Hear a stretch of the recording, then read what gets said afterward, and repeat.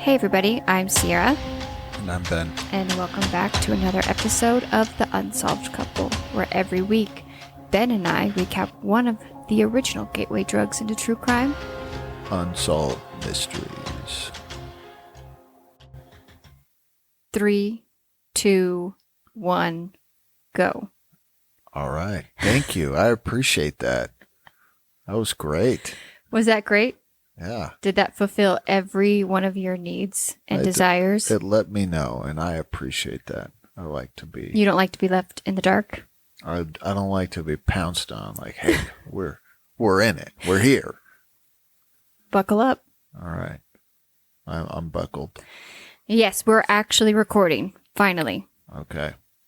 Because yesterday we went to record, got everything set up. It's a whole process, guys. And I opened up my computer to find that somehow my Word document had closed and my autosave is off. So there was nothing there. Yeah, that is a problem. It was. I then opened up mine, and my handwritten notes were still there. Were they? Yeah, I still had them. I didn't lose them. I stand by my computer. Yeah, you guys stand I by want to blame my computer, but I'm also fully aware that it's human error. Computers don't make mistakes, if ever. Maybe. We don't know. Maybe they do. Maybe this is the start I don't know. of computer takeover. There's a lot of movies about that. Yeah, there are. But no, we're here. We are recapping season 1, episode 20. We've made it to the 20s. Yeah, we sure did. And it's been great. I'm excited. You know what's great? We're almost done with season 1. How many are there? Did you look? There's only 4 left. Okay. And then we'll start season 2. I mean, the sooner the better we get it all out of the way. You want to let's just take a month off from everything and just record all 600 episodes? No, I think I would lose my mind if I had to watch that much Unsolved Mysteries. Okay. So today we've got 3 stories to tell you guys. And real quick, just casual, a little bit of a trigger warning for story 3. It does involve minors and sexual exploitation. Is that the word? Of a minor. And so if that's not something you're into, you're welcome to stick around for the first 2 stories and then bounce on out of here for story 3. We're not going to go into detail. It's just, It doesn't. Fair warning. I don't normally care to listen to and cover stuff about children in this capacity, but we are here and I have some opinions on that one. We're going to get into it. But I'm so shocked by that statement. Yeah. But first we're going to start you out with, you guys just bear with me on this story. The way it was told on Unsolved Mysteries. Man, this was rough. I had to watch it twice, and I even went back a couple times. Yeah. Because it was confusing. Very confusing. I think we've said that about a few stories. I don't understand why they told it this way. I don't get it either. But I actually I have my notebook because I had to write out the dates to try to make sense of this thing because I couldn't figure it out from just watching. Yeah. They're jumping to one date, then they're going back a week or 2. But then also not really giving dates or even some locations. They would just say the state, not the town, which can make a big difference. I was trying to figure out where. Anyways, we'll get into it. So we start out the episode in Denver, Colorado at 2 a.m. Nothing happens good at 2 a.m. At 2 a.m. That was my parents' rule growing up when we were teenagers and out. I either had to be home before the bars closed or like the following morning. Yeah. But being out driving around at 2 a.m. when last call is going on is never good. Bad news. So May 16th, 1987, 2 vehicles collide at an intersection. One driver yeets right out of his pickup truck.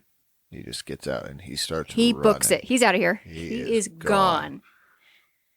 he That's not flees the scene. suspicious. A few minutes later, the police arrive and start to search through the vehicle to try to find out who this guy is. Why would you run off? Hit and run. Yeah, exactly. What's happening? I think this was Have probably you a ever little been in bit more than they were expecting to find. Have you ever been in a hit and run? No. Well, you have. I do know that. But you didn't hit and run somebody. No. No. But you've had somebody hit and run you. I had a lady sideswipe me on the interstate and then take off. Yeah. And then acted really mad. I got her license plate. Yeah. She got arrested. That's a whole nother story for a different day. But these police officers, I think they found a little more than they were expecting to. I'm guessing they were just looking for like a registration and probably assuming that there was going to be like a beer bottle on the floor or something. However, they find a bloody jackhammer. Or no. Jack handle. Handle. Different than a jackhammer would also be alarming. I mean, yeah. A bloody jackhammer. Yeah. They find a bloody jack handle and a room key for a local motel. Motel. Holiday Inn. Now, you guys, this is how it's being told on Unsolved Mysteries. Right? So we then proceed to see these police officers go to the hotel, and at the same time as they're at the hotel, this is where it starts to kind of jump back and forth. The name registered at the hotel is Larry Monroe. Okay?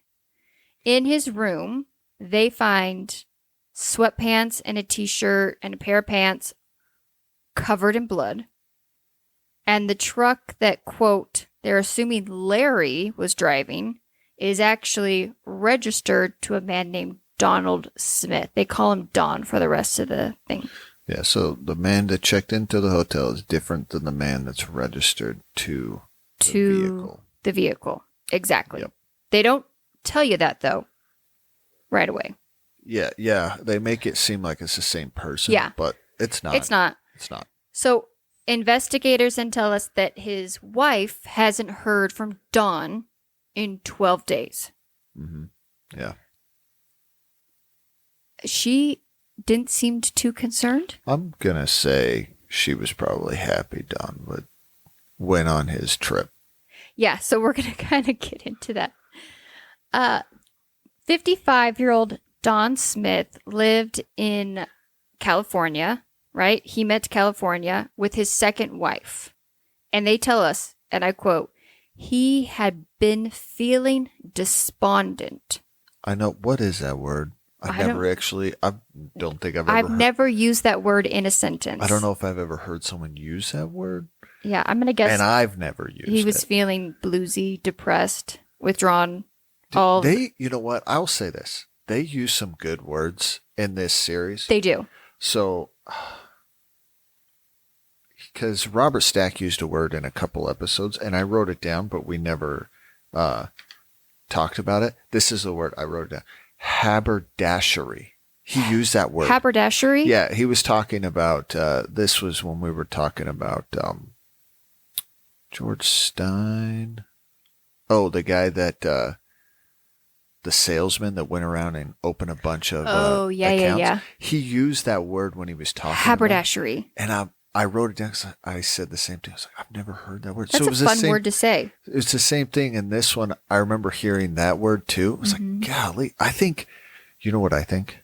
This is what I think. I think the writers or Robert Stack himself, they try to, you know, that the game where you have to like use a word in a sentence, whatever. They have like a word of the day, and they're like, whoever can get this into the script wins some. Yeah.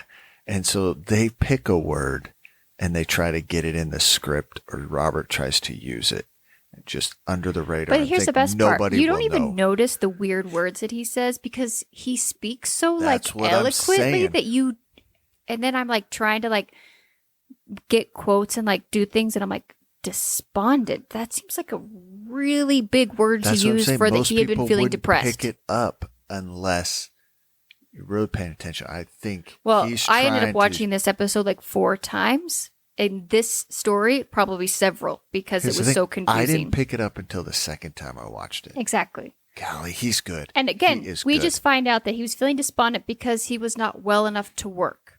Full stop. We don't find out if that was due to any sort of physical ailments, nothing. Just that he wasn't well enough to work.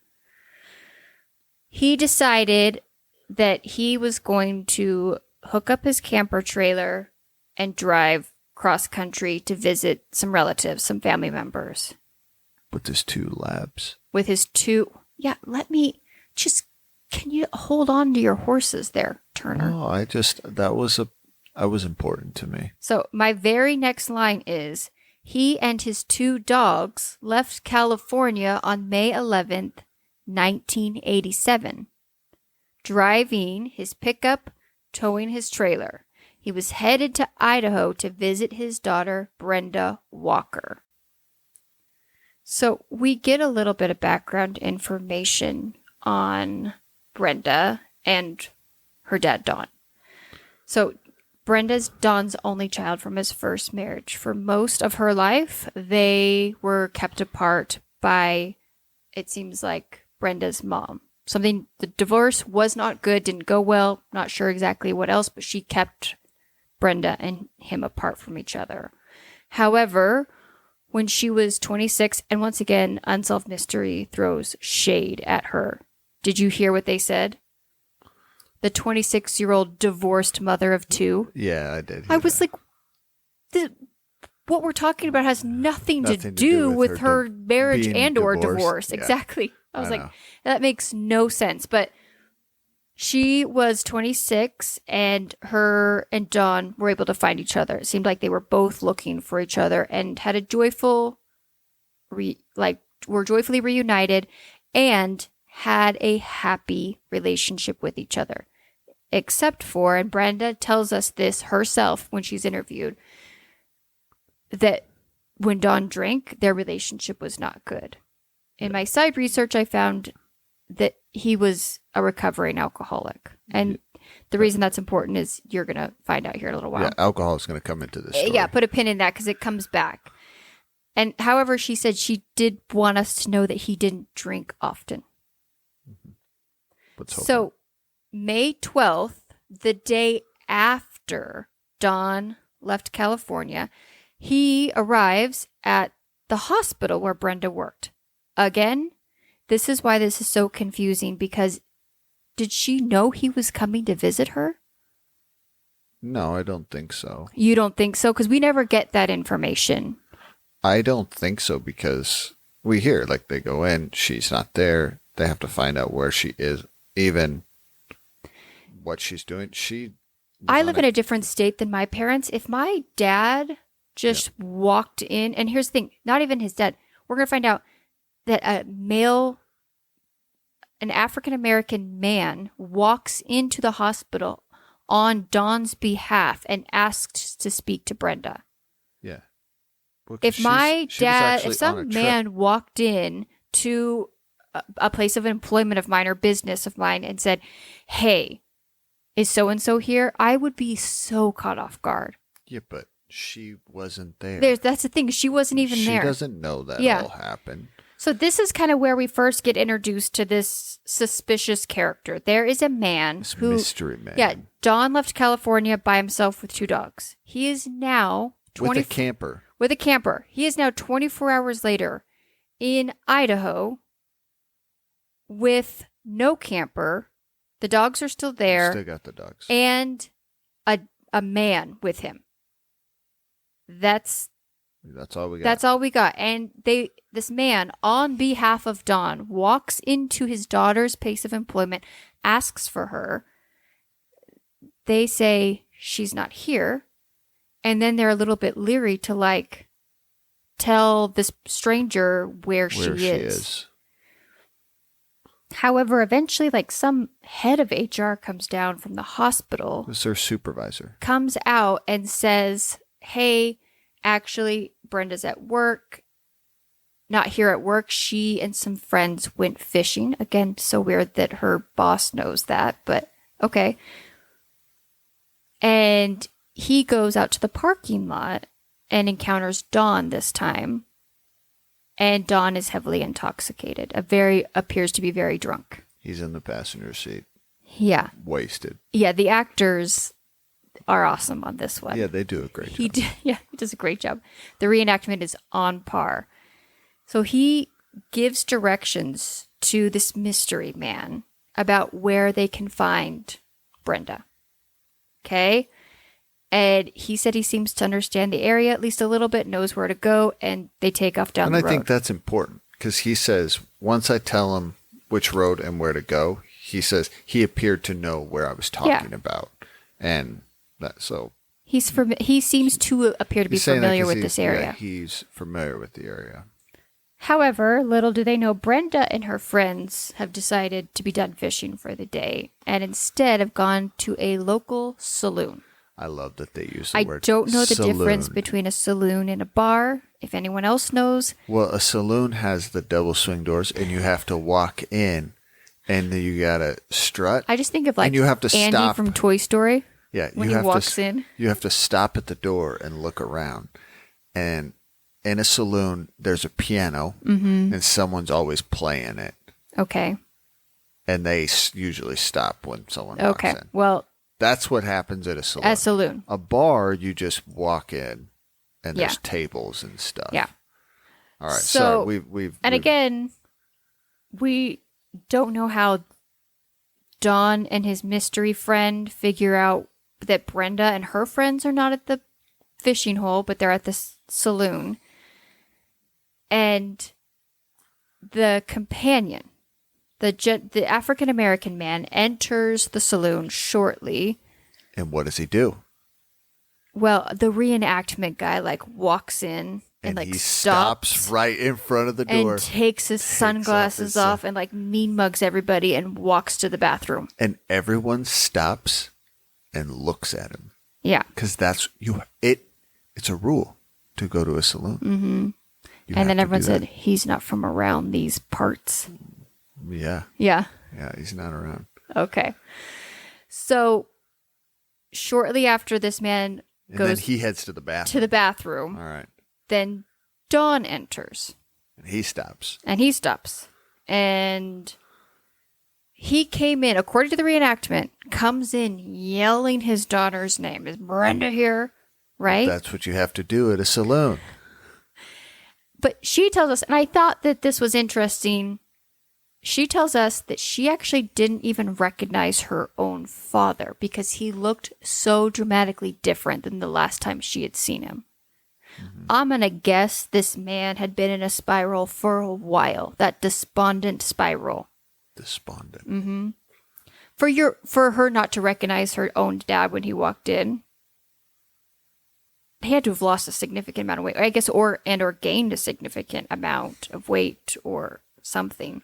She doesn't tell us what that means, but she says she gets up and hugs him and realizes very quickly that he's heavily intoxicated.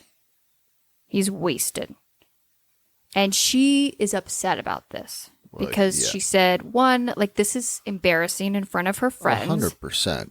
Your dad just walked into a bar, a saloon. Get it right. And is heavily intoxicated. Yeah, this would be mortifying. Yeah, I can totally understand her anger. Her anger and just shutting down and being done with this whole thing. So she decides to get up and go to the bathroom to try to collect herself. However, she comes back, and at this point, Dawn swiftly shifts into emotional drunk mode and starts crying.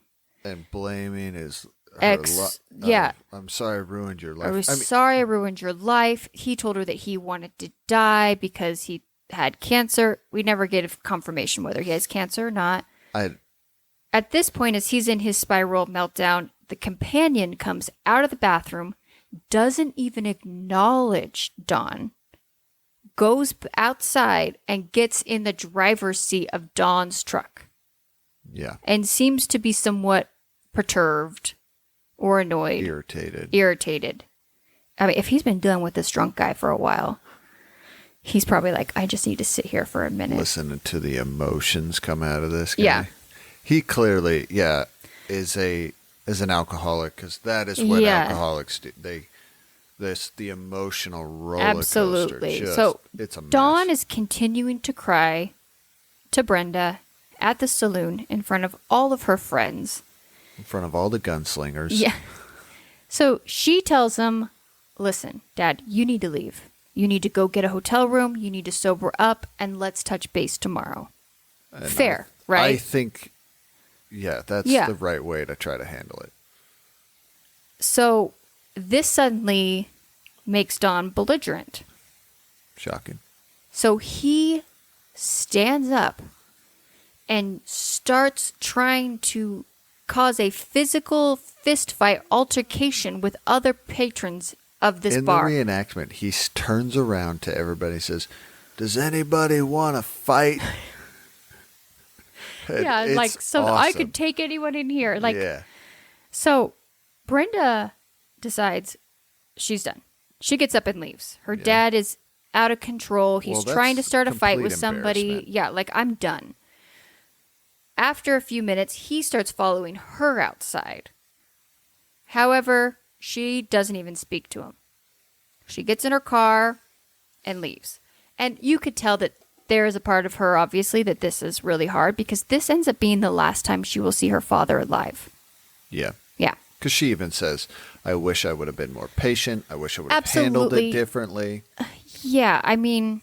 Unfair on her end. Unfair, because telling your father to go get a hotel room and sober up was the responsible thing to do. Yeah. Yeah. So then, quick jump ahead. And we're gonna come back, but we're gonna fast forward 2 weeks. 2 weeks later, outside of Twin Falls, Idaho, which is different than Idaho Falls and nowhere near each other, that Ben and I learned the hard way. Do you remember that? Oh, yeah. Ben and I had to make a drive when we were brand newlyweds across from Oregon to Idaho Falls. And it was January. It was bitterly cold. It was snowing. It was not an easy or fun drive. It was a terrible drive. It was miserable. And again, this is back before, like, we didn't even have like smartphones or anything. GPS. Yeah. So we pull up to the town of Twin Falls, and we assume, both of us had this assumption, we're close. we are so close to Idaho Falls, because who names a town Twin Falls if it's not in the proximity of Idaho Falls? Because that makes sense. Yeah. And here's the funny part is you and I both had that idea. Both had it. No, it's still like 5 hours. I think we had to like go into a gas station or something, and we realized very quickly that we were nowhere. I think past Twin Falls, then you see a sign, Idaho Falls, and it was like 300 miles or whatever it is. And you're like, oh. A lot of emotions felt in a short amount of time. Yeah. And then my pillow froze while we were driving, and I cried that night. That was a rough drive and move. Yeah, it was. All right. So a couple is out for their morning walk. We're back to Twin Falls. Yeah, back to Twin Falls. They find the body of a man, clearly deceased. Decomposing. Yeah. The police are obviously called, and they're out there on the scene. They're unable to identify this man. He has no identification on him, and due to the decomposition of the body, they can't get anything off of him to figure out who this is. But the only thing they find is a wine bottle inside a paper bag. But they do say the coroner medical says he's been dead for about 2 weeks. Yeah, they're guessing that, estimated death is about 2 weeks. Yeah. So it appears that this man had been thrown over the guardrail, and they were able to determine that the cause of death was 2 blows to the back of the head. Yeah. Okay? Murder. Yeah, so he's been murdered. However, it won't be until the Idaho police hear about the incident in Colorado that they are able to connect these two and identify this man. Well, the Colorado guy says that the Idaho police had sent. No, Yeah, so I I was guess. trying to figure out, it seems like, No, the Colorado police sent out a bulletin saying they had a vehicle and they had evidence that they believed might yeah, so possibly that's what be I was involved in a homicide. trying to explain is that a bulletin went out. Yes. Okay? A Because the plates are bolo. from California. The crash happens in Colorado. And now there's a body in Idaho. Okay? So, So we got 3 states. 3 states, but But we got a 4th one. we're going to get another one here in just a minute. The police, because of that bolo, are able to kind of start to put these pieces together and connect the car accident. They were also able to get fingerprints and military records to safely identify the man found in Twin Falls as Don Smith. Yeah. Okay? So, now for the timeline. As estimated by the police, with what they can figure out. So now we're going to go back again. May 11th, Don leaves home. Somehow, he runs into trouble, stops in Las Vegas, leaves his trailer with a local man, offers to pay rent or something to hold his trailer there till he can get back through. Full stop. He was by himself at that point. Leave the trailer. Police are theorizing that he must have picked up a hitchhiker Along the way after Las Vegas. Well, he was lonely and despondent. And then they assume at some point he decided to start drinking. Okay? These are all the theories that the police can come up with what they are working with. May 13th, the day after the incident at the saloon. So 11th he leaves. Yeah, I have it right here. I'm going to lay this out here a little bit more clear in a second. He turns up in Park City, Utah. Yeah. We don't know why. Nope. We are not told that he's got family there or anything. Nope. But he calls his sister in Vancouver, Washington. Oh, give me another state. Yep. Asking her to wire him some money. Which she does. That same day, she sends him $200, which is about $550 today. So not a small amount of money. Chunk of change. Yeah. At this time, when he picks up the money wire, he is with that same African-American male companion. Okay. All of the descriptions on all of these sightings all match the same guy. This is the same guy. He's not picking up multiple hitchhikers. Yes. This guy's along for the ride. He is a part of the road trip. He's playing all the games. He also seems to be the main one driving. Clearly. Yeah. So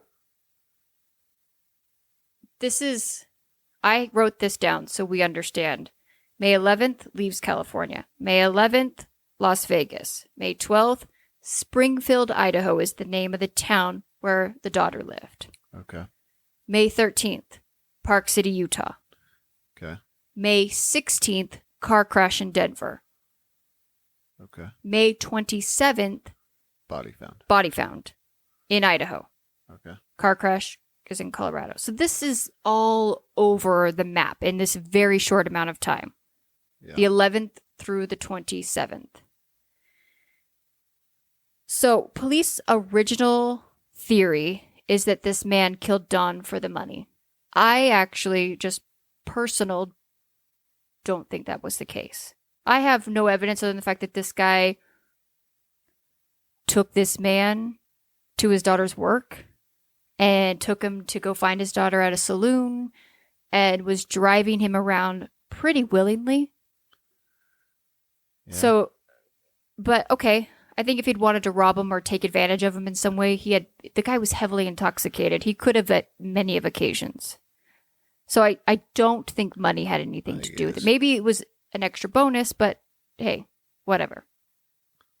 They believe that while Don might have gotten out of the car or the truck to let his dogs out, the man came from behind, hit him in the head with the jack handle, which was later found in the truck, dumped Don's body where it was found 2 weeks later, and then drove to Denver where the collision happened.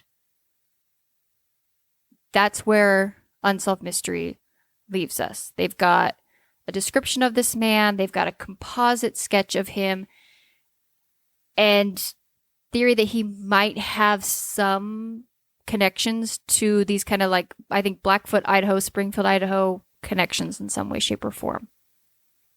And that if you have any information, please call. And they show us the composite of the guy. Yeah. And that's it. That's it. That's all we got.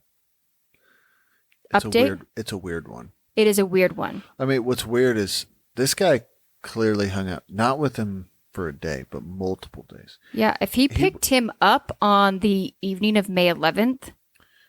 It doesn't, but he then drove around with him to Idaho, to Utah, back to Idaho. Yeah. And then he killed him somewhere.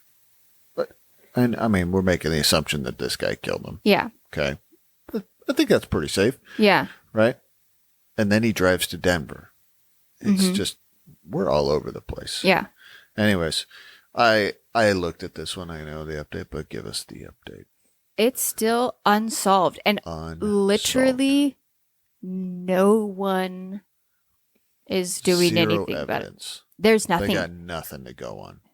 There is nothing. And I will say, I think part of that could be the fact that unfortunately, Brenda Walker, at the age of 66, passed away in Pocatello, again, Idaho. Well, this looks, Springfield is close to Pocatello. Yeah. She passed away actually April 18th, 2024. From what I read, she was well loved in her community. She had children and grandchildren and seemed to live a very happy, full life in spite of this sort of kind of rough start in her early 20s. And it doesn't see, I think other than her, there probably wasn't a lot of people pushing for this case to be solved.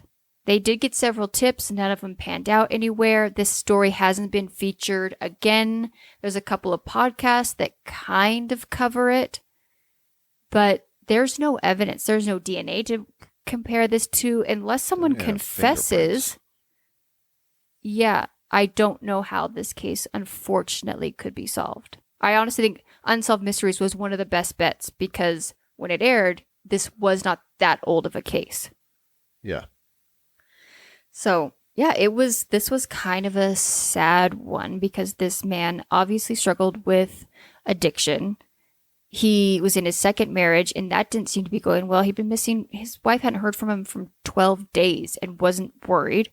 Didn't report him missing. His last encounter with his daughter was some drunken escapade. Yeah, I don't know what the motive was. I don't think it was that $200. That doesn't make sense to me to all of a sudden take this guy for $200. I'm going to guess this guy was not a good drunk person to be around with being he wasn't fun. Happy and then crying and then being belligerent and trying to start a fight.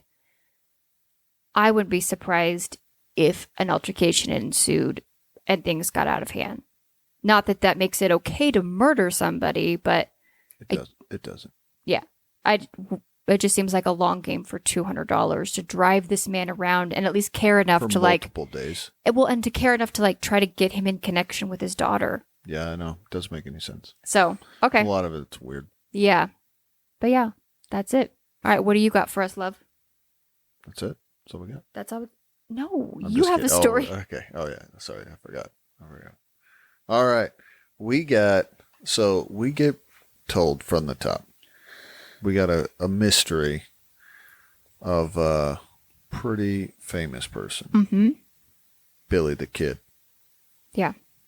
And pretty much what Robert Stack tells us is everything we thought we believed in history might not be true. Might not be history true. Might have to be rewritten. Are people studying Billy the Kid? Sure. Are people studying Billy the Kid in history lessons? Did you I don't remember. Billy the Kid is a massive He is a notorious name. Yes, Do you know anything about Billy the Kid? He was a cowboy. He wore a cowboy hat. I think he rode a horse. He And actually usually wore a sombrero. Oh, did he? Mm-hmm. I don't know. He was like every other Western bad guy. He rode into town, stole money, and rode out. No. No? Okay. Then I don't know anything about him. All right. Well, he is a big figure in history because he fought in the Lincoln County War. Okay. Which was a big deal back in the 1870s. So, but he's very notorious outlaw, I guess. He was an outlaw. So we get told the story, what we know. So Billy the Kid, I love this type of history. I'm a big fan of it. Listen to some podcasts. Because I knew this was coming, there's a podcast called Legends of the Old West. And there was a 10-part series. They're only like 30 minutes long a piece about Billy the Kid. And I listened to it. It's really good. You guys should go listen to it. Sierra is pretending to fall asleep. This podcast was your idea. So I don't do Western history. We live we live within the vicinity of Tombstone, and every time people come down, they want to go to that town, and it is so boring. It is not boring. It's fun. It's great to go and see the history of the Wild Wild West. Wild Wild West. It was wild back then. All right. So Billy the Kid, if you know about him, I mean, he was only 21 when he was killed, supposedly. Okay. So he was killed by Sheriff Pat Garrett in 1881 in Fort Sumner, New Mexico. He had been indicted, and I was listening. He'd been indicted because he was responsible for a lot of killings. He had killed a lot of people. Well, and to be fair, it wasn't just him. It was him and people he worked for. In the Lincoln County War, there was a ton of corruption going on back Shocking. then. And that's what the whole Lincoln County War was about. That's the whole Wild West was corruption because it was... And he had shot Sheriff Brady, which, Sheriff Brady was on one side, and he was corrupt according to certain sources. So there was a lot going on. Yeah. All right. But he'd been on the run. Sheriff Pat Garrett supposedly killed him, and they buried him the next day just outside of Fort Sumner. And that becomes important later. Yeah. So we get told this a man named Brushy Bill Roberts had come forth to say that he was actually Billy the Kid. An older man. Yep. Yeah. In 1950. So we're going to hear William Morrison was an attorney, and someone came to him and said that he'd known Billy the Kid back in the day. Mm-hmm. He was an older man, and he'd fought alongside him or against him, whatever. And then he said, no, Billy's still alive.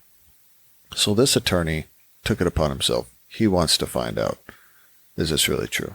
He's driving around Southern America trying to find out, asking people.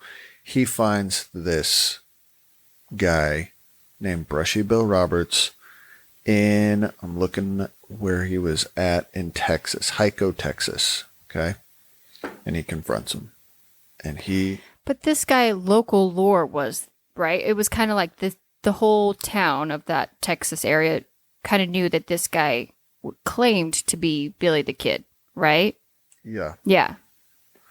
So he confronts him. He says to Morrison, yeah, I'm Billy the Kid. Mm-hmm.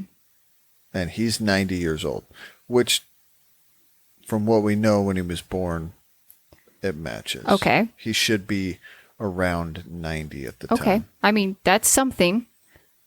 Okay. Okay. That's something. Right. So then we get two people that come forward. Yep. We get two experts. Okay. William Tunstall.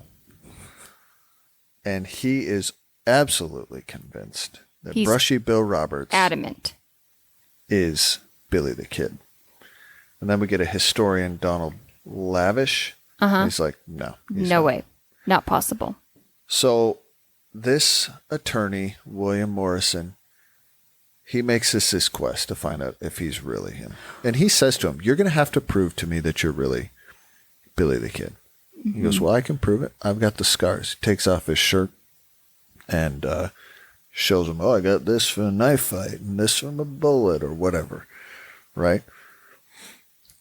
Okay. And were those scars documented at any point? we're going to get into Okay. it. Okay? Because To me, I'm like trying to think, how do you... I did a lot of research Okay. on Billy the Kid. How do you verify this? But also, how do you... Yeah. There's a lot of like, this seems like an odd way to try to prove a point. Yeah. William Morrison ends up taking him around Lincoln County, driving him around, and he's telling him stories. He's talking all about this, telling him about that. We used to camp out here. We did this. And supposedly he has all this knowledge that only someone who was Billy the Kid or rode with Billy the Kid But would there's know. no one to dispute that. So he says he found 5 people that knew him, knew Billy the Kid, fought alongside him, and they met him. And supposedly they all signed a sworn affidavit that he was Billy. I actually did find out there was a few people that wouldn't because they said, listen, we're too old and it's been so long that Yeah. I cannot say with 100% With 100% certainty. Okay. So, anyways, we get William Tunstall back, and he's absolutely convinced. And he says, listen, there are 17 points of identification that we can prove that Brushy Bill Roberts and Billy the Kid are the same. Do you want to hear some of these Yeah, let's hear identification 'em. points? Well, because the attorney, and you're probably going to get this, the whole reason he's on this quest now is he's trying to get amnesty for, Yeah, or so- a pardon, a pardon. Yeah. So I was going to get into this. But Okay. I guess there's a the attorney has a purpose at this point of and trying to gather not- this. To not get into, because Brushy Bill Roberts goes along with Morrison because he says, listen, I want to get the pardon that was promised to me. I want I want to come forth and I want a clean slate. I'm getting ready to before I meet my die. maker and I want to be, Clean slate before I die. Because with the Lincoln County Wars, a lot of people died. Everyone, and there was so much corruption. Everyone was indicted, but the governor was corrupt, all this stuff. So the president at that time had actually kicked out the attorney general, who was the head of what was called the Santa Fe Ring. And they were a complete corrupt government entity. And the governor, and he installed a new governor. The new governor is like, at this time, they were only a territory. Okay. So that's how you appointed over the territory. This new governor comes in and is like, listen, we have got chaos going on at this time. And he's trying to calm it down to where he's actually saying, listen. I'm going to pardon everybody so we have a neutral starting point. But then there's another murder that happens, not Billy the Kid. Well, Billy the Kid actually, fighting continues. We're not going to get into all the details, but he ends up going to the governor and saying, listen, I will actually testify because this murder upsets people. Anyways, I'll testify. I will tell you everything that happened, but you got to give me a pardon.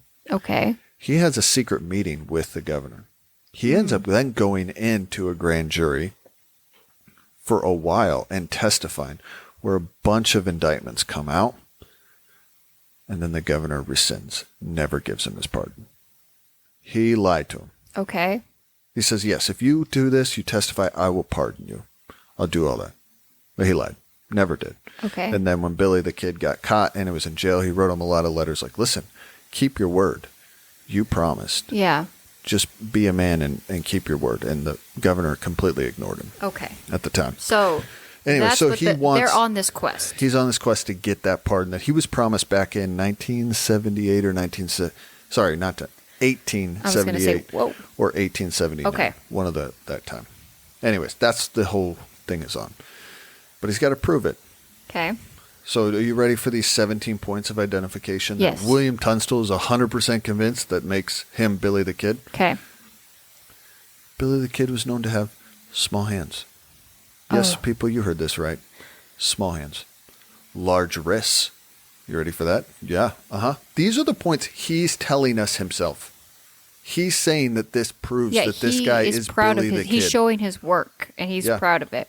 Protruding teeth. Okay. Protruding ears. Okay, that fair. Those teeth and those ears, if whatever you're doing at this moment, stop doing it and Google a image picture of Billy the Kid. He was a very distinct, fugly looking dude. There's only one picture of Billy the Kid. One. But it is very hard to compare that probably 19 to 20-year-old to now a 90-year-old man. Okay, do you know what something that never stops growing? Your ears and your nose never stop growing. So to compare a 91-year-old man's to a 21-year-old man's ears, it cannot be done. It can't be done, yeah. And even the teeth thing, yeah. What does protruding mean? Yeah, I don't know. Okay. Blue eyes. Okay. Okay. Head size. Yes, people, you heard that right. But that could even change over time, I imagine. Okay. Let me explain this to you. Do you know why people, when you buy a hat, do you know how many other people wear the same size hat as others? Well, I will say, in the world of hats, in men and female, I was unaware of the crazy head sizes that hats can actually come in. Because as a female, you walk in a store, you see a hat, you just buy a hat. No, but But in the world of men, it is. But yet, again, there's thousands of other people with the same size. If I'm buying a baseball cap. Yeah. That is not adjustable in the back, I buy 7 1/4. Mm-hmm. But so do thousands of other. Exactly. Yeah. That's the point I'm making. Yeah. 7 1/4 is actually a pretty common size. Yeah. A lot of people. And that hat is made thousands of times. So, anyways, the next one, boot size. Because no one else wears your same boot size. And again, anyways. And weight. Weight. Yes, people, you heard that right. Because weight never changes between the ages of 21 and you're saying 91. weight as in pounds. Sorry, I thought you were telling us weight like you... No. Weight. Weight. His weight. Okay. Are you freaking kidding me? If I could guarantee that my weight didn't change between 21 19 and 91? 20, that'd be awesome. Yeah, 70 years, no one's weight fluctuates. Yeah.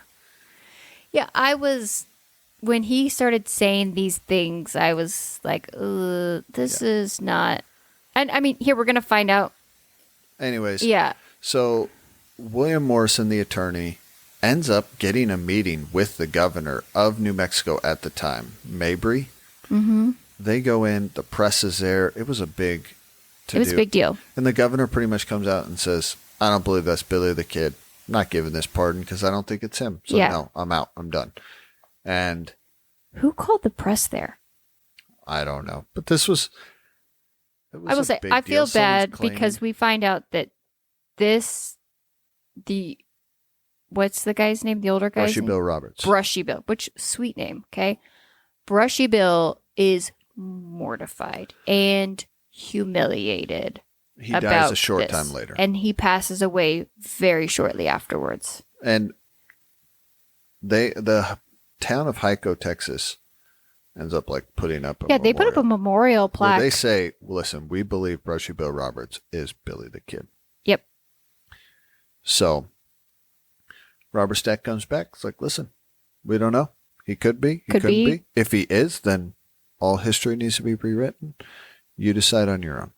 So. All right. I mean, this was in the 80s. So what is there any further information? What have you uncovered? I dug into it, obviously. This is still a controversy. Oh, okay. There's actually 2 books written that people say he is. Okay. And a lot of people say he isn't. The problem is people have problems with the way Billy the Kid was killed and then buried right away. I would say this was a fair point, but then when you add in the corruption element and now even finding out that Billy the Kid had helped indict people in X, Y, or Z, and it sounds like the sheriff that killed him was not a good guy. No, the sheriff that killed him had nothing to do with it. Okay. He was newly elected. Okay. He had just been elected in November. He died in July of 1881. He had just been elected in November. But yeah, we find out the standard pro quo, and we've seen pictures of this, was to basically display the outlaw's body. Yeah, so they talk about, well, this was the standard procedure. I'm like, yeah, but Lincoln County, New Mexico at the time, there wasn't standard procedure. But didn't they do that here in Tombstone with Doc McStuffins or whatever his name was? Dog Holiday? Oh my goodness. We're going to just skip over this. Yeah, the standard procedure is the body was displayed for a time for everyone to see. Mm-hmm. Okay. But they're saying they rushed the burial. Pat Garrett had multiple people. He did bring some people forth. But here's the thing, too. This is my argument. Pat Garrett knew what Billy the Kid looked like because in December, 7 months earlier, he tracked Billy the Kid, surrounded him in an abandoned house, and arrested him, and then took him all the way to Santa Fe. He spent time with Billy the Kid. Okay, I mean, that's a good argument. He knew exactly what he looked like. He knew exactly how he sounded. Okay. So, because the whole thing, he was killed in the dark at night. It was actually, Pat Garrett was going into this house. He'd heard rumors that Billy the Kid was there. He actually was going to talk to someone else, and Billy the Kid had walked in on him, spooked him, and he shot and killed him. Yeah. That's the story that he told. But Pat Garrett is the one that told the story. Mm-hmm. So a lot of people are just saying, listen, they wanted Billy the Kid out. It was easier to say that he was gone. Okay. But to then, my argument is, but what if he then came back? You're the one that did all the research. What are your... So I try to look at what are your guys' arguments? Yeah. That Brushy Bill Roberts is Billy the Kid. Give me something concrete. And the only thing that really came forth of why they believe Brushy Bill Roberts was Billy the Kid is because he told stories that they think only someone who was him or was with him would know. But yet unless I read the books, which I didn't, I wouldn't know exactly the details. But was there anyone to verify that? That's my thing, is I could tell you a very elaborate story, but if I'm the last person left and to say, these are minute details that only, someone that was there would know, but if there's no one to verify. Well, and so this is my other argument on that, because that's exactly true, right? I would say the scars to me hold some weight, but again, were those documented? Did we know, like, hey, he had these very specific scars? Billy the Kid, from what we know, at least during the Lincoln County, maybe he was injured in that, but he was never really shot. At least there's no record, at least from what the research I did. If you've read a biography on Billy the Kid, I very well could be off. Yeah. Obviously, Billy the Kid lived a rough life, but he only came into the scene at 17 and then died at 21. Okay. This is my other thing about him. We know very little. They actually don't even know what Billy the Kid's real name is. He changed his name multiple times. He went by William H. Bonney by the end of his life. Do they know who his family, like who his parents were? Or know his mom, but they don't know his dad. Interesting. His mom was married to another man, stepdad, who after she died when he was 14, he abandoned him. This kid's life is actually, we don't have anything super concrete. Which tracks for the time of decade that this was like. I mean, he went off the radar for a while. Mm-hmm. He supposedly was in Arizona, killed his first man when he was around 16, and then somehow a year later or so, he shows up in New Mexico. We have no idea where he was. There's a lot of his history that we don't know. Yeah. And that's the point is, sure, someone could come forth and tell all these stories, but there's also already we don't know a lot about them. We know during that time, that 4-year period, but that's it. Yeah. So anyways, I'll be honest, I don't know. You weren't swayed either way. You felt like both sides just kind of didn't have a lot of weight to them. Because we don't know a lot about Billy the Kid to start with. So there's not a lot to go off of. And this is my little caveat. I have a little bit of a problem with this. Okay. We see this a lot. This tends to happen a lot. History happens. And then we wait so far. And someone comes along and says, I'm going to change history. Yeah. Didn't happen. That's not what happened. And the people that were there, and the people that wrote the history in the beginning, are now gone and deceased. Mm-hmm. And other people say, well, I heard and I read. That's probably not how it happened. Let me give you an example. I'm being a little vague. There was a episode about this. The guy did a series. It's called Decoded back in 2011. And he attacked he did multiple theories of different things, but this was one theory he attacked. And these people supposedly are experts. And they're like, well, I heard, because Billy the Kid broke out of jail and he killed the 2 guards. Okay. Stole one of the guards' guns and killed him. Right? Mm-hmm.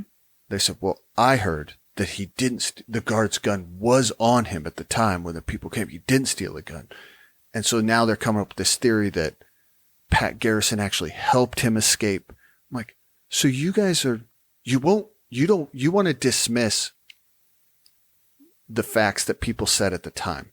But now that someone's saying it over 100 years later, that's now something you want to believe and conduct another theory and say that history's all wrong based on something you heard 100 years later, but wasn't being said at the time. Yeah. At the time, people are saying he stole his gun and killed him. And now you guys want to, in 2011, say he didn't do that because you heard something from somewhere and read it? No. That's the problem I have is we tend to wait for history to be super old and then say, I got a theory because I read this thing or I heard this thing or someone came forth and made this claim and now I'm going to rewrite history. Mm-hmm. And maybe it's true, maybe it isn't, but I do think there has to be some credit given to the people that wrote history at the time. Well, or there needs to be a bigger piece of evidence than just I heard. Yeah. Anyways, sorry, you got me a little bit on my soapbox. Ben is a history. Well, I don't like. I don't like people coming in and trying to change history without any basis, evidence, or facts. And I understand this guy was trying to bring it forth, but come on, man. I don't know. Maybe it is true. Maybe he was, and I'm way off base. I don't know. I don't know. I don't know anything about that stuff. Okay. Are you ready for me to get fired up now? All right. Here we go. Okay. So, if you choose to exit, please do so now. But we're going to get into one of this. Full disclosure, this story has kept me up and has bothered me and has lingered longer than any other story we have covered. I hate this. Okay? So,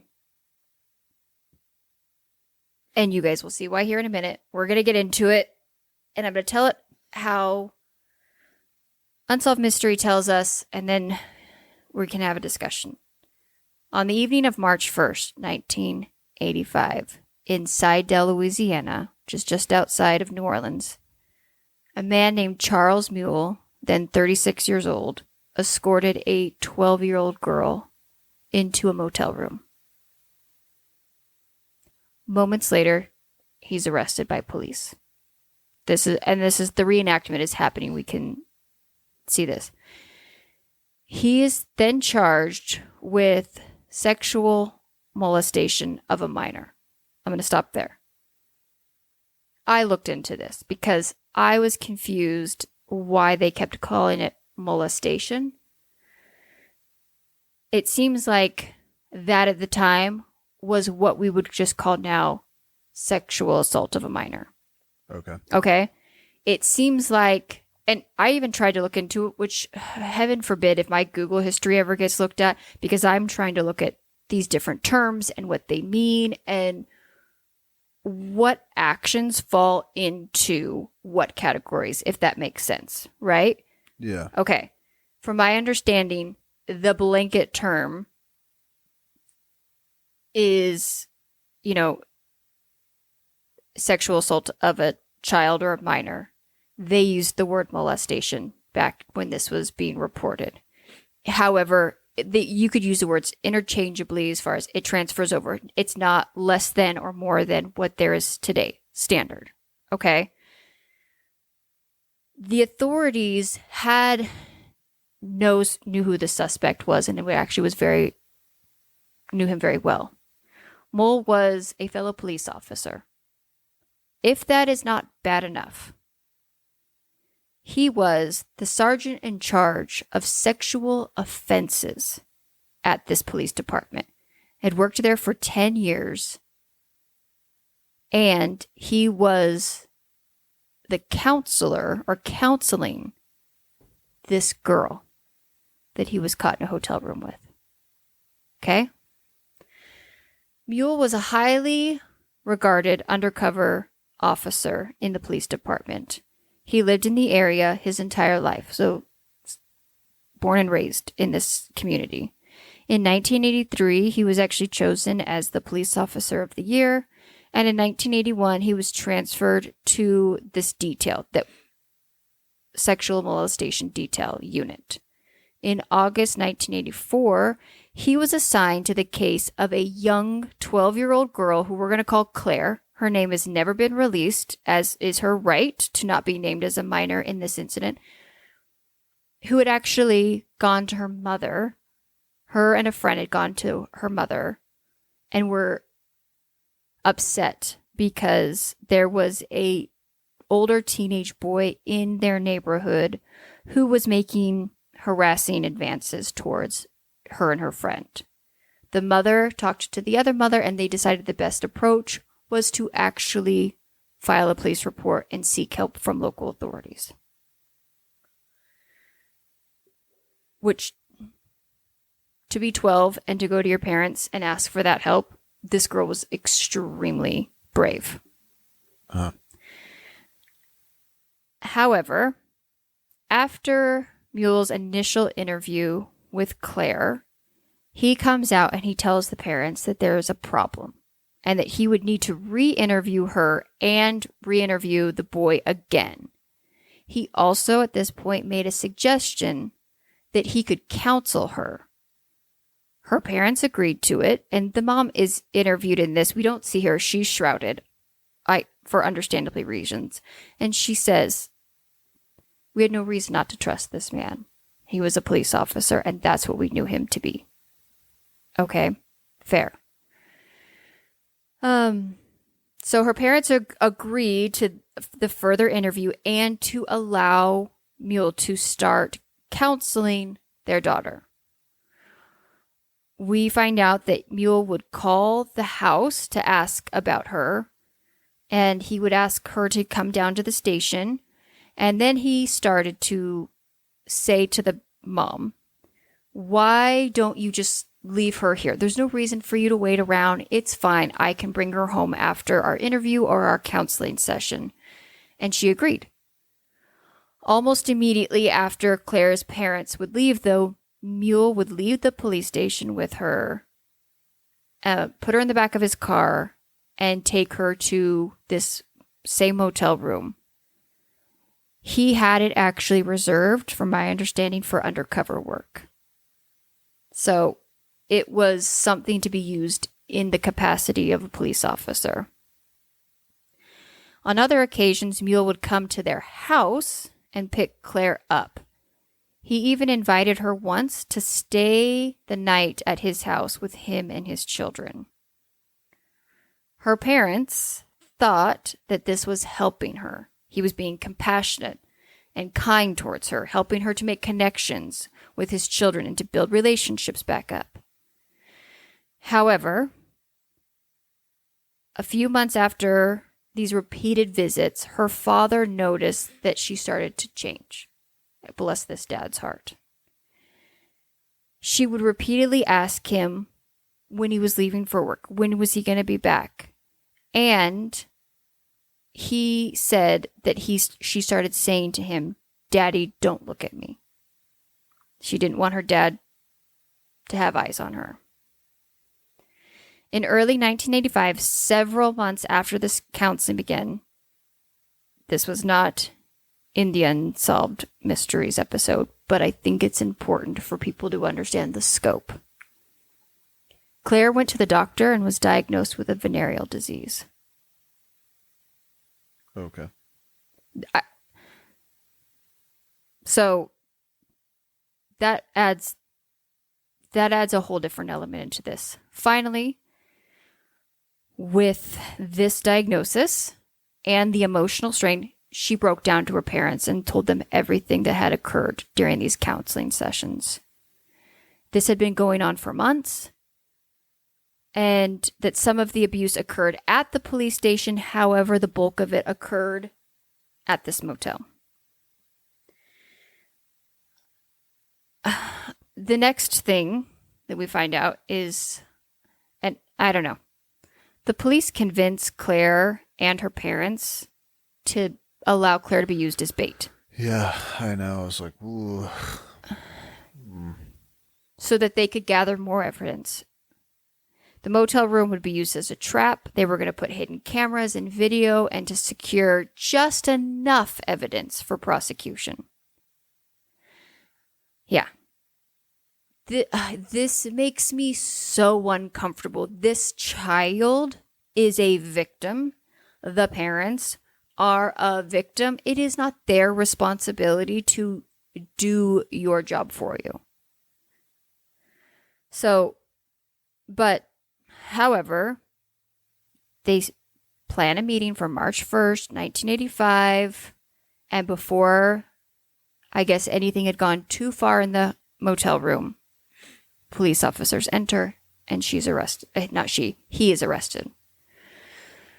So we're sitting here watching this, and I'm watching this, and I'm getting so angry and so frustrated, but I'm also waiting, like, where's the unsolved mystery? Because I don't want to, this story is terrible. Why are we talking about this? And I understand it is an important conversation to have, but also this is unsolved mysteries. Like, where is the mystery in this? Because this seems pretty open and shut to me. Yeah.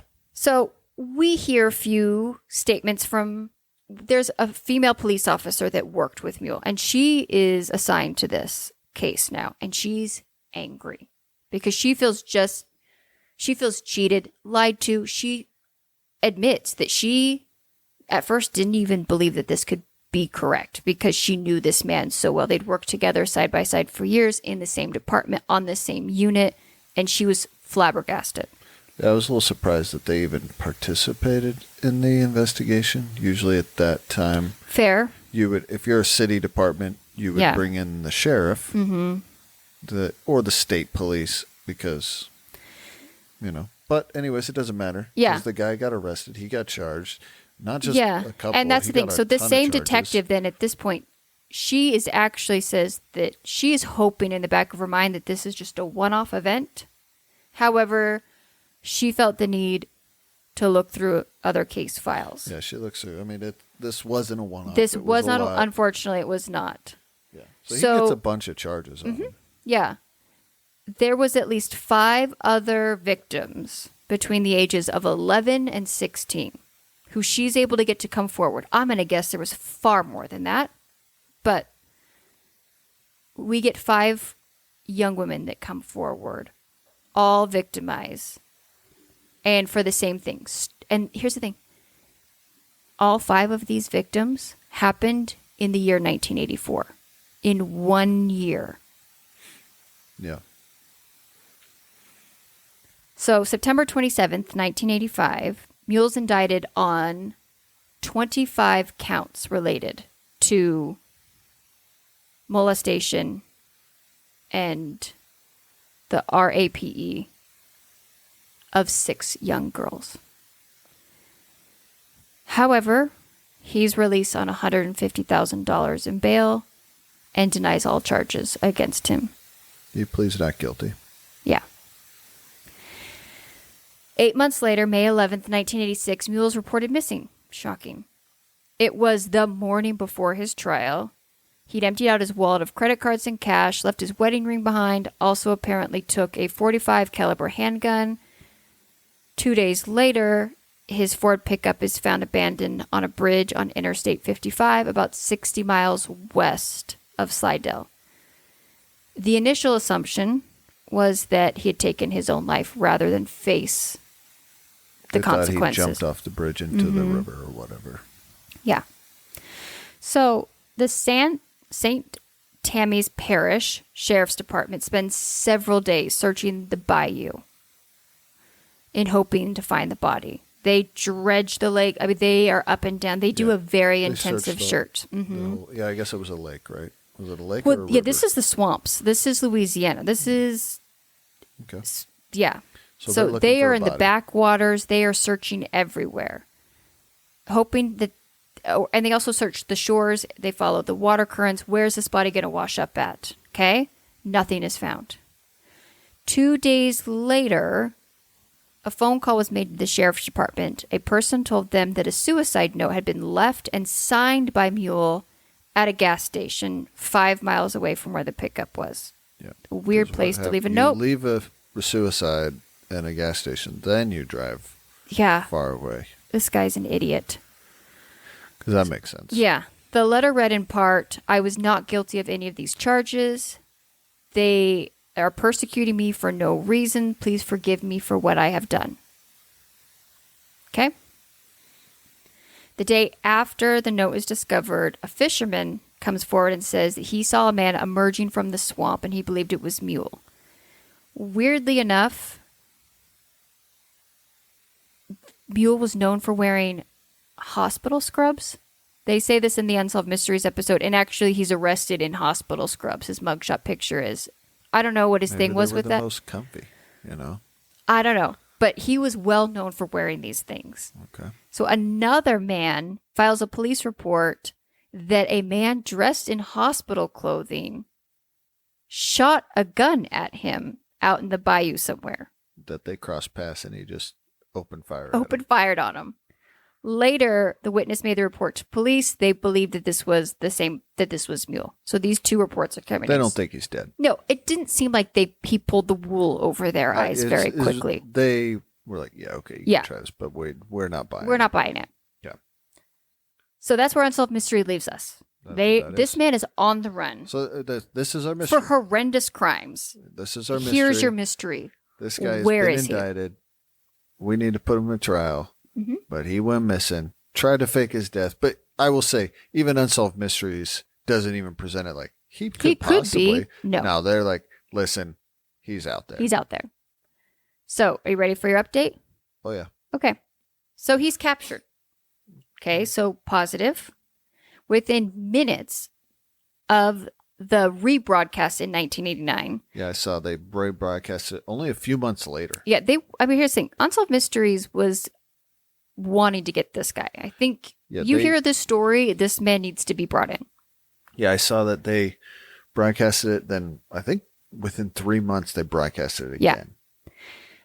The FBI received several calls from viewers who reported that Mule was living in Florida, 30 miles of Gainesville, under the assumed name Joseph John or JJ. At the time, he was living in an apartment complex with his girlfriend and working as a car salesman.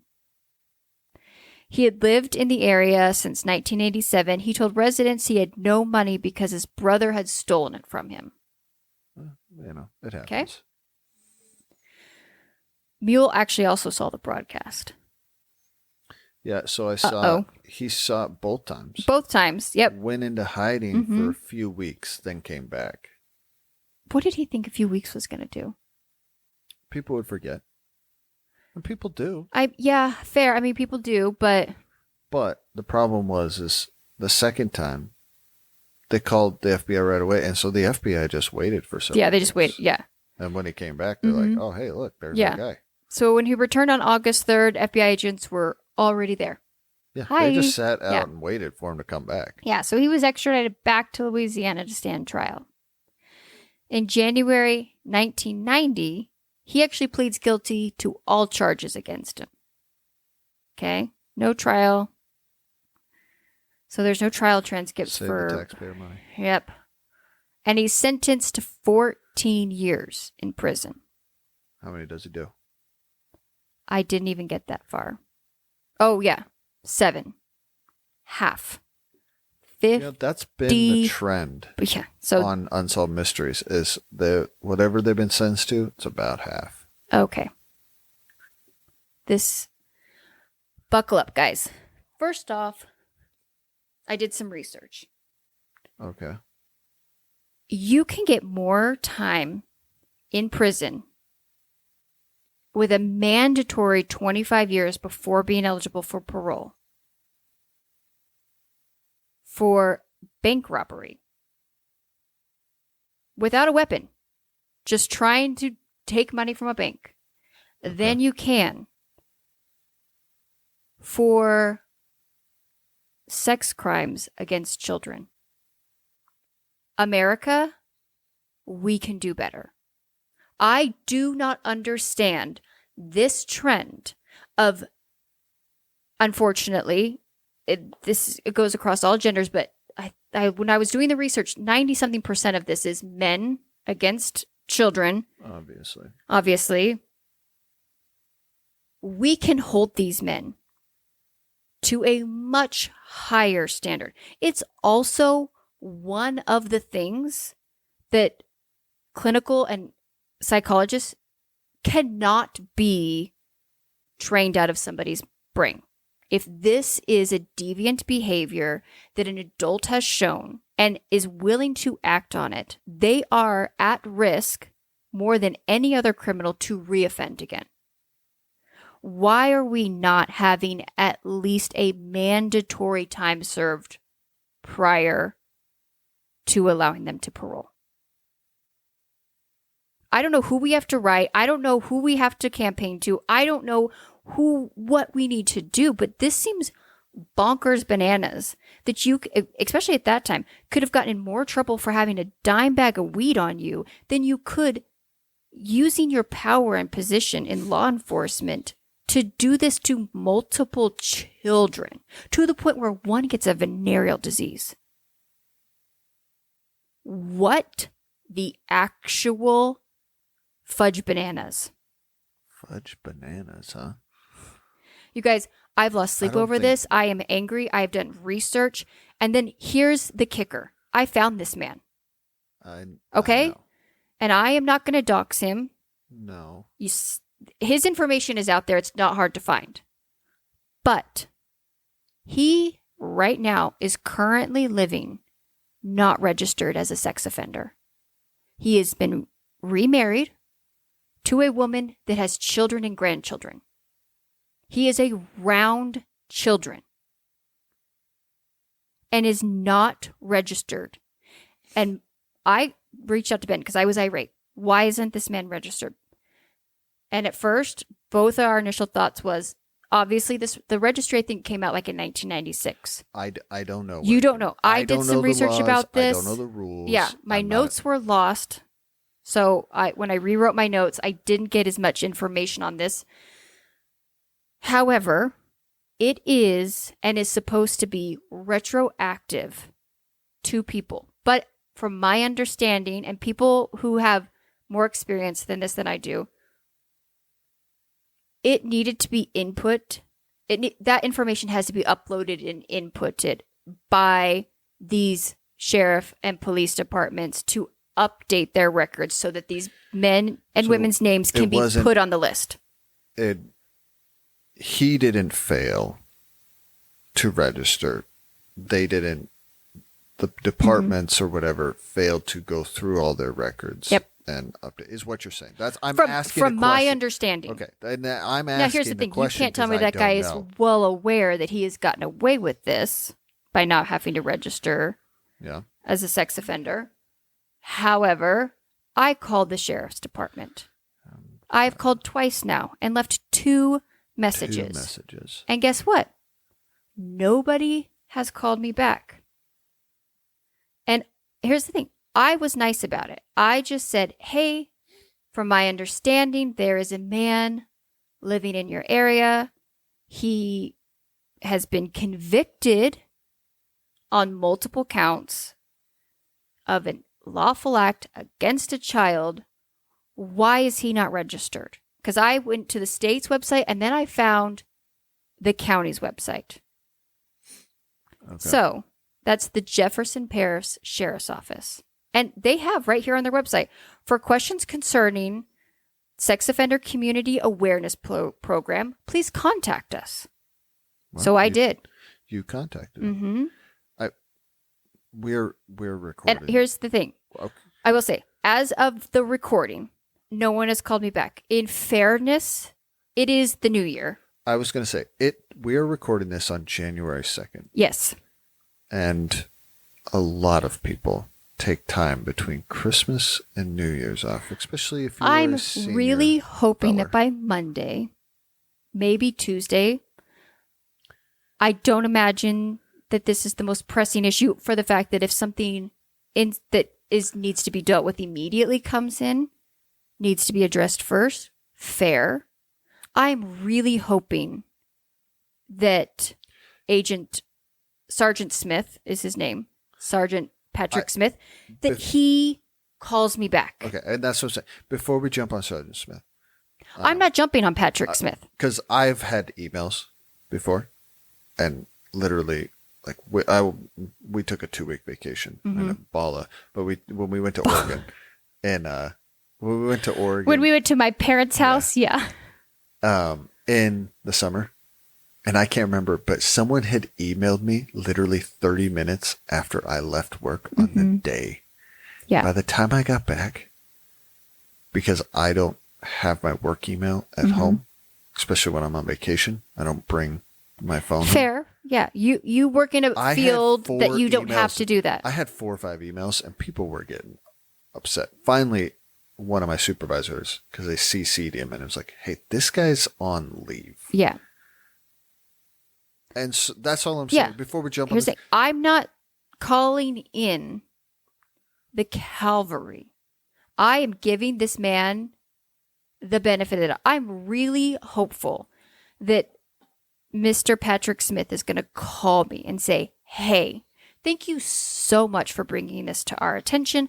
I will look into it and I will follow up with you. And then I hope that he does. Because I will say, I am not in law enforcement. I am not an attorney. I have very little understanding of rules and laws and how retroactive things are. I don't see why this man is not registered. I can't find anything, but again, I'm a layperson is what the term would be. I'm really hoping that even if he can't be registered, that Sergeant Smith calls me and says, hey, I looked into this and I agree. This man is a monster. He's did deplorable things. However, due to X, Y, or Z, we have no authority to register him as a sex offender. I cannot imagine that this man did these terrible things, got out of prison after serving 50% of his time, and never did anything again. But I could not find any other cases brought against him. He still lives in the same area that he took advantage of his power and did terrible things to people.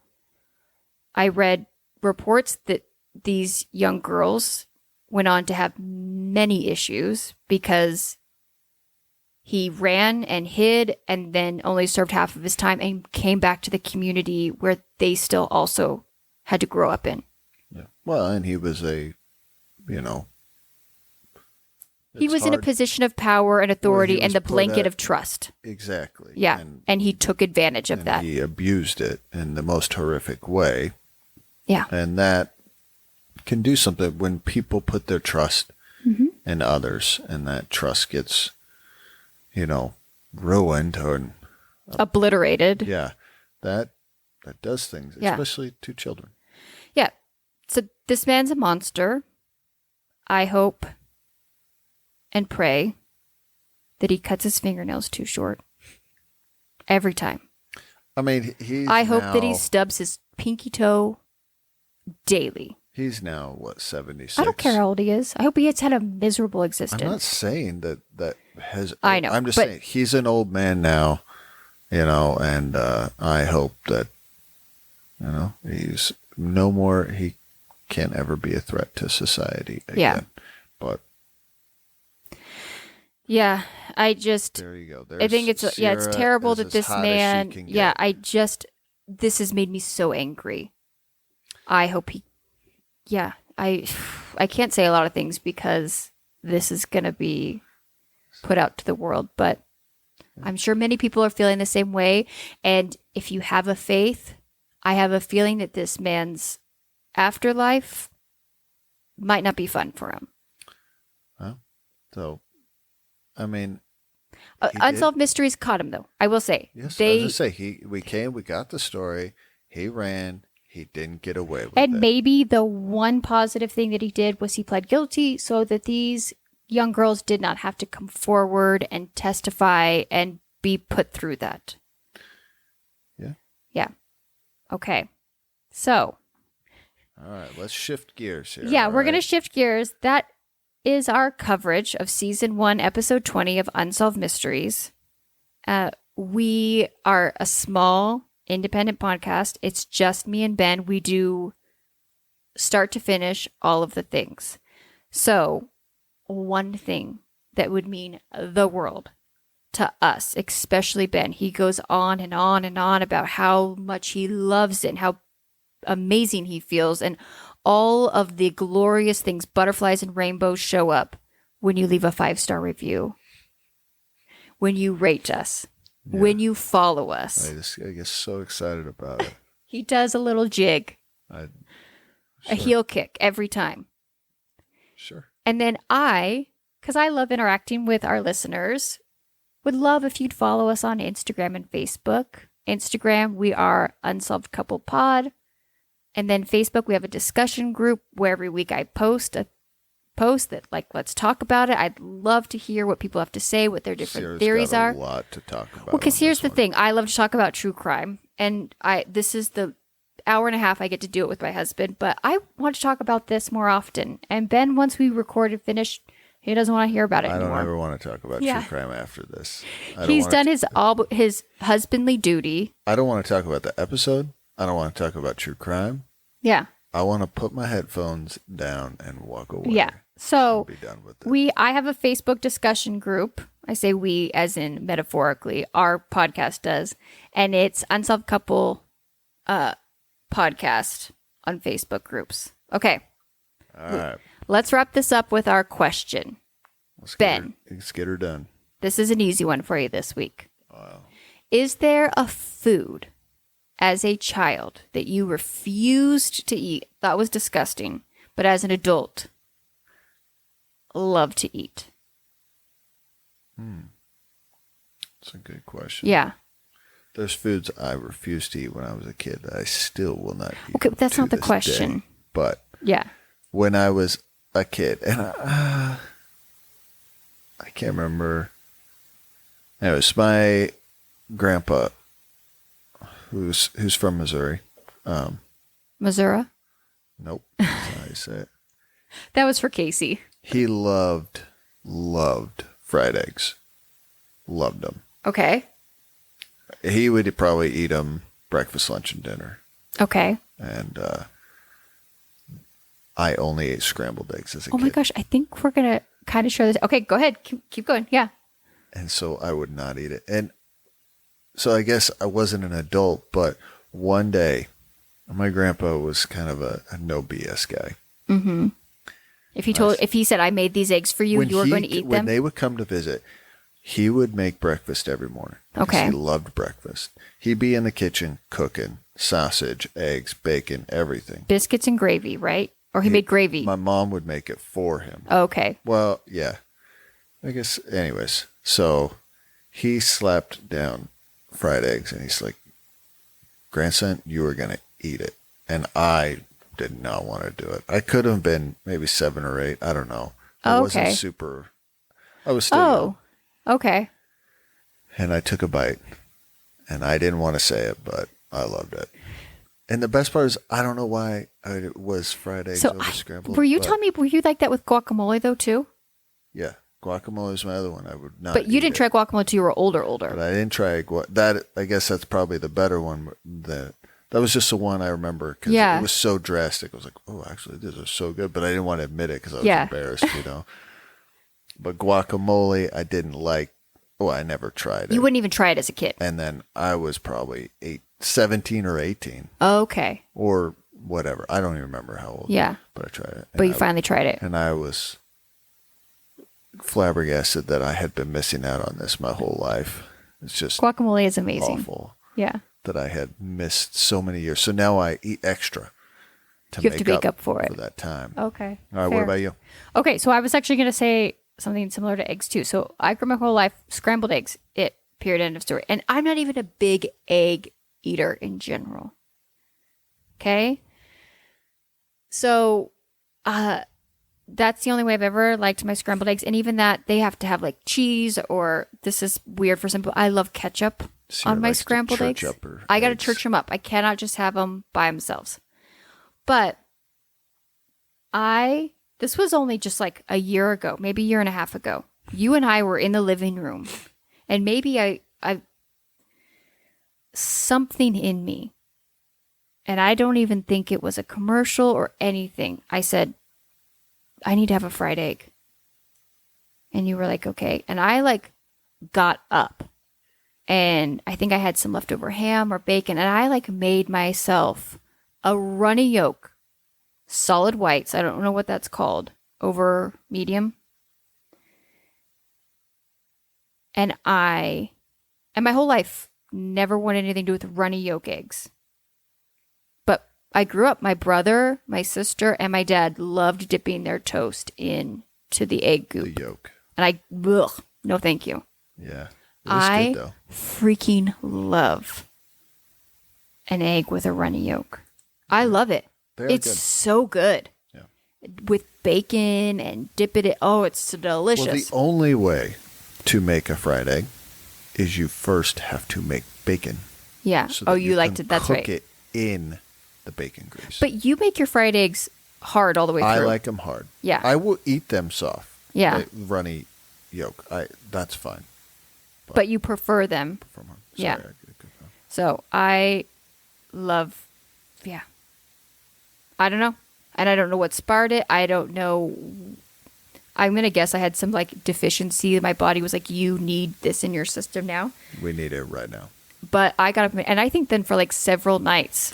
Oh, I remember, you were eating fried eggs almost every day, if not every other day. Yeah. And I wanted to try them on everything. I wanted it on a burger. I wanted it on everything that people normally order a yolky egg on. Well, so it was shortly after this. This was a sad day. We decided to go to Red Robin. We had been there Red Robin forever. Opened up here in Tucson. Yeah. And I went to Red Robin all the time growing up in Oregon. So I didn't because there was no Red Robin in Myrtle Creek, Oregon. We went to Red Robin. And Sierra's on this fried egg trip. And she wants a burger with an egg. Yeah, you can add a fried egg to any burger. Yeah. And they bring it out. And she is unhappy with it. Okay, well... It was gross. They didn't even cook one side. It was just, the whole top side was completely raw. Yeah. That is one way you can make an egg. Yes. I think you sent it back.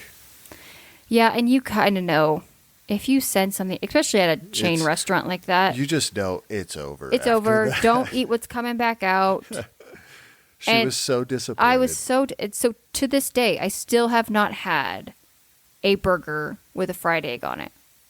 We've never gone anywhere else that I can trust we it. need to make one at home. Yeah. Why have we not done that? I tried to go to Bonavide Burger the other day, but you weren't in the mood for burgers. But I think they have a really... You can't... That's not what happened. We played the rock, paper, scissors We did play game. the rock, paper, scissors game. You did win. So we went to Wings. It was delicious. It was okay. You can't...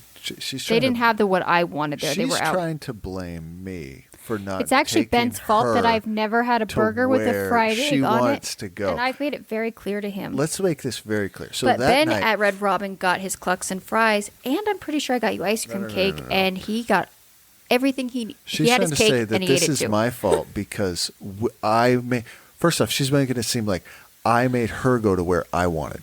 This is what happened. We had a date night, and Sierra said, I have a good idea. She goes, you think of a place that you want to go, and I'll think of a place I want to go. We don't tell each other, and we play rock, paper, scissors to see which way we go. And we did So I didn't- appetizer, dinner, and Yeah, so we went dessert. Yeah, we had 3 different places we were going to go, So spread out that over a couple was of hours. The date night. Yeah. The date night was we each pick a place. We don't tell each other. We play rock, paper, scissors. Whoever wins, That's where we go. that's where we go. I won dinner, and I'd had this wing place in my mind. I said, "Oh," and she said, "So what is it?" I said, "It's this place when we win."